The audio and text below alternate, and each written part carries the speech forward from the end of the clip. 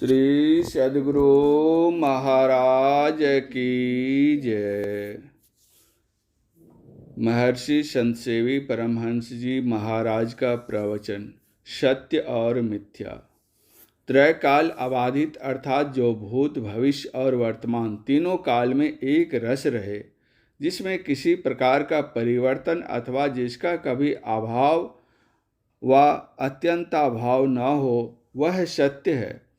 दूसरे शब्दों में हम ऐसा भी कह सकते हैं, जो न कभी बनता है और न बिगड़ता है, जो सदा ज्यों का त्यों रहता है, वह सत्य है।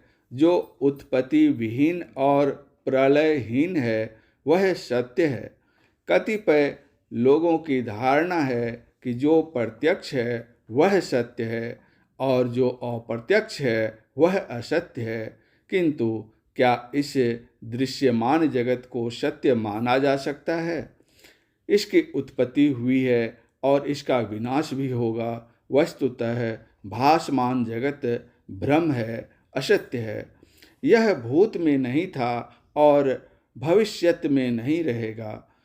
प्रति क्षण इसमें परिवर्तन होता रहता है। अतएव यह कभी सत्य नहीं हो सकता, अनाश नहीं हो सकता। यह नाशवान और असत्य है। जैसे भ्रमवश सीपी में चांदी, सूर्य किरण में पानी और रस्सी में सर्प का बोध करते हैं, वैसे ही यह भासमान जगत भ्रम मूलक है। इसकी स्थिति नहीं है। सुक्ति के आधार पर, रजत रविकर के आधार पर, नीर और रज्जु के आधार पर अहि आभासित होता है। यथार्थता सीपी, सूर्य किरण और डोरी की है, न कि चांदी, पानी और सांप की। इसी भांति ब्रह्म के आधार पर विश्व है। ब्रह्म के आधार पर विश्व है। स्थिति ईश्वर की है, न कि संसार की। अर्थात सत्य तत्व सर्वेश्वर है और संसार असत्य है। फिर भी प्रचंड माया कटक की प्रबलता इतनी है कि वह हमें असत्य के अतिरिक्त सत्य का ज्ञान होने नहीं देती। यही कारण है कि हम परमात्म स्वरूप का ज्ञान नहीं कर उनके आधार पर आधारित जगत का बोध करते हैं। एक बार राजा जनक जी ने स्वप्न देखा कि वे कंगाल हो गए हैं। दरिद्रता के महान दुख का अनुभव करते हुए वे यत्र तत्र भटक रहे थे। भूख और प्यास के मारे वे विकल थे। येन केन प्रकारेण उनको थोड़ा तंडुल और थोड़ी दाल मिली। कुछ ईंधन एकत्रित कर वे मिट्टी के पात्र में खिचड़ी पका रहे थे। इतने में एक सांड आया और उनकी ओर टूट पड़ा। सांड के पैर से हंडी फूट गई और खिचड़ी मिट्टी में मिल गई। राजा जनक अपनी प्राण रक्षा के लिए बेतहाशा भागते जा रहे थे।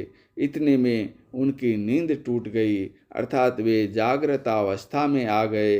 वे सोचने लगे, मैं कंगाल हूँ व राजा। वह सत्य था या यह सत्य है? किसी निर्णय पर नहीं आ सकने के कारण राजा ने पंडितों को बुलाकर मीमांसा करवाने का विचार किया। उनके बुलावे पर बड़े बड़े पंडित आते। राजा सबके समक्ष यही प्रश्न रखते, वह सत्य था या यह सत्य है? पंडित जन अपने अपने बोधानुसार उत्तर देते, किंतु वे किन्हीं के उत्तर को पाकर अपने को संतुष्ट नहीं कर पाते। अंत में अष्टावक्र मुनि आए। उनके भी सामने राजा ने अपनी जिज्ञासा रखी।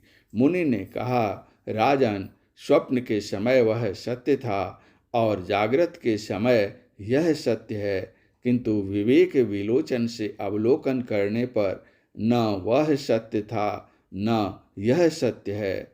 जैसे जगने पर स्वप्न झूठा हो जाता है, उसी तरह तीन अवस्थाओं से पड़े चौथी अवस्था तुड़ी में जाने पर, ब्रह्म मुख होने पर वर्तमान जागृत भी स्वप्नवत झूठा हो जाता है।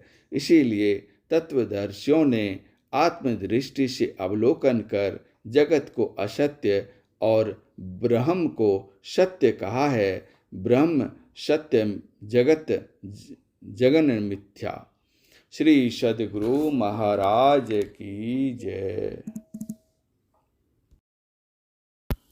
चैनल को सब्सक्राइब तथा वीडियो को शेयर अवश्य करें।